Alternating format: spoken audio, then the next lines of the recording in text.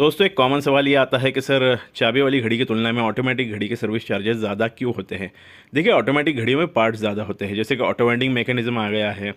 आप समझ लीजिए कि डेडेड फंक्शन भी होता है घड़ियों में। कुछ घड़ियों में नहीं होता है, वो स्केलेटन घड़ियाँ होती है ऑटोमेटिक, उनमें नहीं होता है डेडेड फंक्शन। आपको ये समझना होगा कि ज़्यादा पार्ट्स है, ज़्यादा पार्ट्स को खोलना है, ज़्यादा पार्ट्स को साफ़ करना है, ज़्यादा पार्ट्स को जो है फिर से असेंबल करना है, असेंबल करते हुए ल्यूब वगैरह लगाना है। तो इसलिए जो भी आप चार्जेस दे रहे हो एक्स्ट्रा, वो मेहनत के चार्जेस है। एक्स्ट्रा जो मेहनत कर रहा है वॉच मेकर। चाबी वाली घड़ियों में जो पार्ट्स होते हैं वो थोड़े ऑटोमेटिक घड़ी से कम होते हैं, तो मेहनत भी थोड़ी सी कम होती है। जो भी आप कीमत देते हो वो वॉच मेकर की मेहनत की है, तो ये आपको समझ के चलना होगा। पारंपरिक वॉच मेकर जो है ना, वो ऑटोमेटिक घड़ी के ज़्यादा चार्जेस नहीं लेते हैं, चाबी वाली घड़ी से 150 से 200 रुपये ही ज़्यादा लगाते हैं। तो आप वॉच मेकर से पूछ लीजिएगा चार्जेस, उसके बाद आपकी घड़ी को जो है सर्विस को डालिएगा। Thank you. दोस्तों अक्सर जो बिगिनर भाई लोग हैं वो पूछते हैं, सर हम लोग वीकेंड में हमारी ऑटोमेटिक घड़ियों को यूज़ करते हैं और ऐसे में जब अगली बार हम उसे यूज़ करना चाहते हैं, ड्रावर में से जब हम लोग घड़ी को निकालते हैं और मान लीजिए वो 10 साढ़े 10 बजे बंद हो चुकी है, तो ऐसे में हमें पता नहीं होता कि वो डेंजर जोन में है या नहीं है। तो कैसे पता करें? देखिए सिंपल है, आप घड़ी को चाबी दे सकते हो। अगर आपकी घड़ी में चाबी नहीं दी जा सकती है तो हिला के वाइंड करो, उसे जो है रन होने दो। 2-3 घंटे बाद आपको पता चल जाएगा। अगर डेंजर जोन में होगी तो डेट जो है वो चेंज होती हुई आपको दिख जाएगी 12 बजे के बाद। अगर डेंजर जोन में नहीं होगी तो डेट चेंज होती हुई नहीं दिखती है। थोड़ा सा सेटिंग आगे पीछे हो सकता है विंटेज घड़ियों में, इसलिए जो है डेंजर जोन को पता करे बिना कभी भी चाबी को नहीं खींचना है। ये ध्यान में रखना है कि जब आपको पूरी तरह से गारंटी हो जाए कि घड़ी जो है सेफ जोन में ही है, तभी चाबी को आप बाहर खींच के टाइम को सेट कीजिए या फिर डेट को मैन्युअली सेट कीजिए। जब आपको पता नहीं है तो ऐसे में कभी भी चाबी को नहीं खींचना है, घड़ी को जो है रन होने देना है, डेंजर जोन से कांटे को पास होने देना है। Thank you. दोस्तों ये जो फैंसी कांटे आते हैं आफ्टर मार्केट, इसके बारे में कुछ लोग पूछते हैं, सर ये जो रोलेक्स टाइप दिखने वाले कांटे आते हैं या दूसरे ब्रांड जैसे कांटे आते हैं, क्या हमारी नॉर्मल घड़ी में हम लोग डलवा सकते हैं?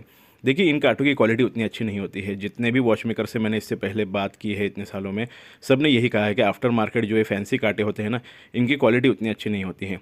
और ये जो कांटे होते हैं इनकी ग्रिप भी जो है आवर के पिनियन पे या कैनन पिनियन पे, मतलब मिनट का जो पिनियन होता है उस पर उतनी अच्छी नहीं होती है। ये अनुभव मैंने भी लिया है। सोना का डायल केस का सेट जब मैंने डलवाया था तो उसमें वही कांटे थे जो आफ्टर मार्केट बन के आए थे। मटेरियल की क्वालिटी बहुत ही ख़राब थी। आखिर में मुझे HMT के ही ओरिजिनल कांटे उसमें फिट कराना पड़े। तो मैंने अपना अनुभव शेयर किया है, आप चाहे तो वो वीडियो जाके देख सकते हो। अपने ज़िम्मेदारी पे कराइए। अगर ल्यूम वाले कांटे ले रहे हो तो ये उम्मीद रखिएगा कि भाई 8-10 दिन भी अगर आप धूप में यूज़ करते हो तो ल्यूम जो है वो फीका पड़ जाएगा। तो ज़्यादा उम्मीद मत रखिएगा। दिखने में सिर्फ अच्छे हैं, मटेरियल की क्वालिटी बहुत ही ख़राब है। हल्का फुल्का झटका लगने पे भी लूज़ हो सकते हैं। Thank you. दोस्तों जो लोग नए हैं, जिन्हें अपने घड़ी के एक्यूरेसी पे थोड़ा शक है, वो लोग बार बार मोबाइल से क्रॉस चेक करते हैं, तो उनको लोगों को एक छोटी सी टिप देता हूँ। आप सुबह एक टाइम फिक्स करो, घड़ी को फुल चाबी दो, टाइम सेट करो, उसे लिख के रखो। अपने मोबाइल से जो है दूसरे दिन 24 घंटे बाद चेक करो कि घड़ी जो है कितनी प्लस में है या माइनस है। फिर से उसे चाबी दो। उसके बाद जो है आपको टाइम नहीं सेट करना है, वैसे ही चाबी देके उसे रखना है। दूसरे दिन जो है सुबह आपको फिर से चेक करना है। इससे आपको जो है एक्चुअल रीडिंग मिल जाएगी। 2 दिन चेक कीजिए, उसके बाद आपको पता चलेगा घड़ी जो है कितने मिनट या कितने सेकंड फास्ट है या स्लो है। आप जो है बार बार कुछ घंटे में जब मोबाइल से चेक करते हो ना तो कन्फ्यूजन होगा। इससे अच्छा है मेरा एक वीडियो है स्पेशल, एक्यूरेसी मिरर क्यों आता है, वो भी देख लीजिए। साथ ही मैंने रेगुलेट कैसे करें ये वीडियो बनाया है, वो पूरा देख लीजिए। आपके सारे सवालों के जवाब मिल जाएंगे। आप इस तरीके से हर कुछ घंटे में चेक करोगे तो आपको कुछ भी परफेक्ट नहीं मिलेगा। इसलिए वीडियो देखिए, समझिए। Thank you. दोस्तों रिस्टोरेशन के बारे में एक जो भ्रम है लोगों के दिमाग में कि HMT की तरह हर घड़ी जो है सस्ते में रिस्टोर हो जाती है, तो ऐसा नहीं है। अगर आप घड़ी को रिस्टोर करना चाहते हैं तो उससे पहले एक बार अपने मार्केट में उस घड़ी की कीमत चेक कीजिए कि वैसी ही रिस्टोर्ड घड़ी कितने में मिल रही है।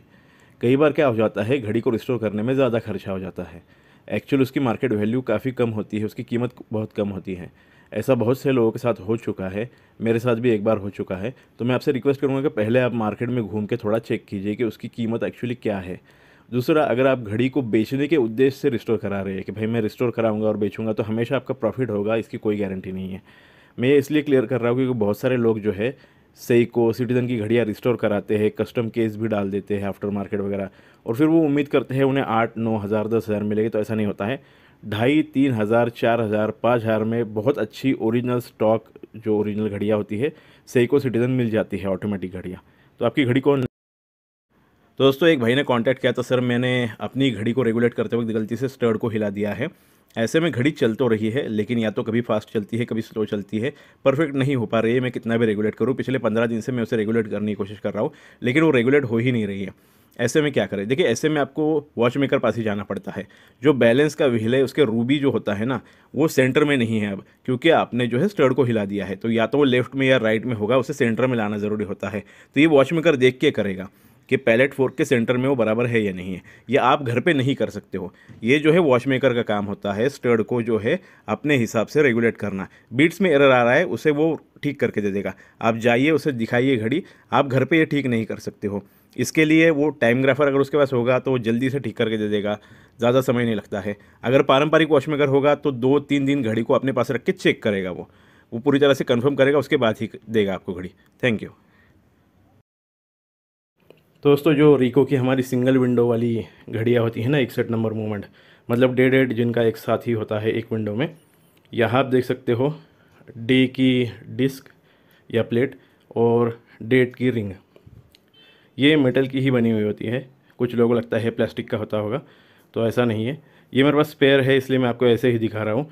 मुझे बाद में पता चला कि एक्चुअली डोनर मूवमेंट ख़रीदना ज़्यादा सस्ता होता है। पहले मैं पार्ट्स ख़रीदता था रिस्टोरेशन प्रोजेक्ट के लिए। अपने वॉच मेकर के लिए मुझे पार्ट ढूंढ के लाना पड़ते थे, क्योंकि वो आलसी था। यहाँ आप देख सकते हो, ये मेटल की ही है। ये जो है, ये सिंगल विंडो वाली जो घड़ियाँ हैं ना, उनकी है। डबल विंडो जैसे कि 909 मेरा मॉडल है, उसका अलग आता है, उसकी मूवमेंट ही अलग है। वो अलग टाइप की घड़ी है। यहाँ आप देख सकते हो, इस तरीके की घड़ियों में आती है। पुराने वाले इसमें डे के साइड में एक आंकड़ा भी होता था। 70 से पहले की घड़ियों की बात कर रहा हूँ मैं। दोस्तों, ऑलविन का मेरा वीडियो देखने के बाद कुछ भाइयों ने पूछा है कि सर, इनकी जो सर्विस है वो कब करानी चाहिए। तो देखिए, चाबी वाले अगर ऑलविन की घड़ी है आपकी, तो सेम हमारी HMD की तरह 4 साल में सर्विस कराओ। ऑटोमेटिक घड़ी है तो सेम 3.5 साल में आपको करानी है। और अगर ऑटोमेटिक स्केलेटन घड़ी है जिसमें डेडेड फंक्शन नहीं होता है, तो उसकी भी 4 साल में आप सर्विस कर सकते हो। चार्जेस भी सेम ही है, 450 रुपये के आसपास पारंपरिक वॉच मेकर जो है चाबी वाली घड़ी के चार्जेस लेता है। 550 से 650 ऑटोमेटिक घड़ी के लेता है पारंपरिक वॉच मेकर। बड़े सर्विस सेंटर होंगे तो 1500 रुपये से 1800 रुपये के आसपास आप मान के चलिए, हो सकता है ज़्यादा भी हो। तो पहले चेक कीजिएगा कि पारंपरिक कोई सेको का एक्सपर्ट आपके आसपास है या नहीं है, क्योंकि सेको के सर्विस सेंटर में ही इनकी सर्विस हो जाती है। वैसे ही सेको के पारंपरिक जो वॉच मेकर होते हैं उनके पास इनकी सर्विस हो जाती है। तो आपको ज़्यादा टेंशन लेने की ज़रूरत नहीं है। सेको का कोई भी एक्सपर्ट जो होगा वो आपको इन घड़ी की सर्विस आराम से करके दे देगा। Thank you.